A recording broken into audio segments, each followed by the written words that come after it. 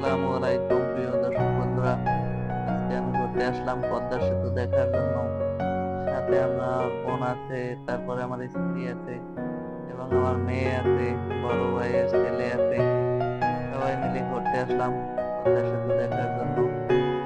তাই ভাবলাম আপনাদের সাথেও কিছুটা ভিউ শেয়ার করি। দেখতেই পাচ্ছেন আমাদের স্বপ্নের পদ্মা সেতু দেখতে কিরকম দেখা যায়। আমার কাছে অসাধারণ লেগেছে।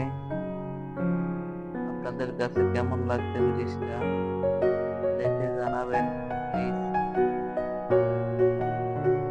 আর যখন এটার ভিতর দিয়ে ট্রেন যায় তখন বিকট আওয়াজ হয়, এত পরিমাণ আওয়াজ হয় যা বলে বোঝাতে পারবো না আপনাদেরকে।